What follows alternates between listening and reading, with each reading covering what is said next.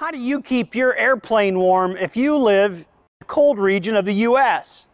Hi everyone, I'm Chad Colby, and for the last, well, over 20 years, I've been utilizing general aviation.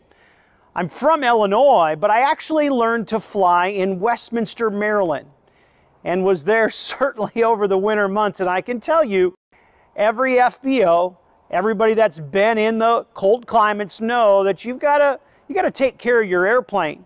Really for two reasons. One, you want to do it so it's maintained properly over the long term. And number two, maybe you want to fly in the winter. I was never a big fan of just dumping a lot of heat to my airplane. In the past, what I would do is if I was going to fly, I would either relocate the airplane to a heated hangar, or I would have some type of mechanical devices used to keep my plane warm. I made a little upgrade on some of the equipment, but today I want to show you what I use to keep my Cessna 205 maintained properly and ready to fly anytime in those cold winter months. So here's what we're set up. In central Illinois in mid-December, that's typically when I start gearing up for winter operations. You can see there a second ago, the temps are in the mid-30s. Nighttime, certainly colder than that. I've already got the airplane configured for that. I've got my Bruce's cover on. If you haven't seen those, they're so awesome. Big, heavy, it's like a big, heavy insulated coat. And I will tell you, my hangar fluctuates. It's insulated. I don't turn the big heater on that often, just out of cost. You know, around 50 degrees is pretty normal. When temperatures here in Illinois drop, you know, to 0 or colder than that, well, yeah, this temperature in the building drops in the 20s pretty quickly. Now, I've got the Hornet heater inside the engine cowling. You can see it down there in the lower right-hand corner. This is a pretty neat device. I've had it for 4 years, and you can see my engine's really happy. It's sitting there at 65 degrees waiting to launch. The device is pretty cool. It's safe to operate in an enclosed area. It's designed to be in there. Today, though, I've got something new I wanted to show you. I wanted to get that same technology with a cockpit type heater. So I called the guys at Aircraft Heaters, and they kind of went through it with me. And it's considerably different heater type than the one that's in the engine compartment. The one in the engine compartment is rated for continuous duty, and if it's a cold day, it might take some time to warm it up, but once it's warm, it's ready to go.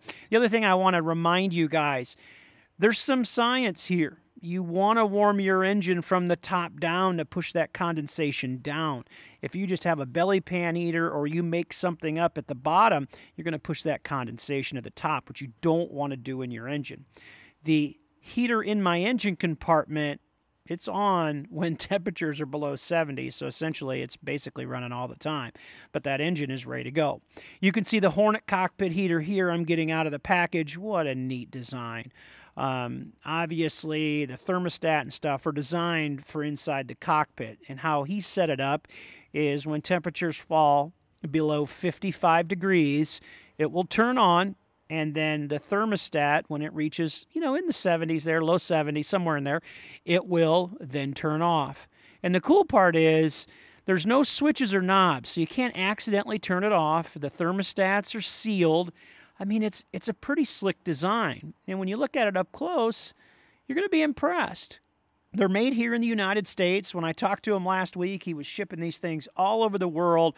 Our military uses them. I mean, this is a very robust system. And that's what I like. I want to plug these two things in, put my cover on, and I'm leaving.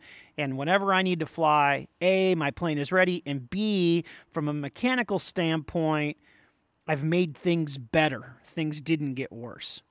So they told me they want it up front on one of the floorboards, so I put it on the co-pilot side.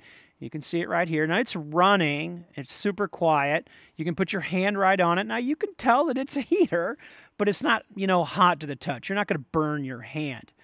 You can kind of see some of the markings on it. Obviously, it's waterproof as well. I mean, this is a military spec grade system.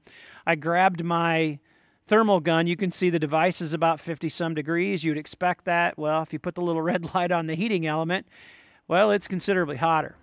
So a couple hours I came back. The outside of the airplane is at 50 degrees. That's not a surprise, but look at this. Hit it on the leather seats there in the 70s. My instruments were all warm. I'm a happy guy. The other thing I liked is Bruce's covers and aircraft heaters both came with storage. So whether you need to take this stuff with you or store it in the off season, great place. Great idea, guys. Hope you enjoyed this PIREP video, just how I keep my Cessna ready to fly in the winter months of the Midwest. As always, fly safe.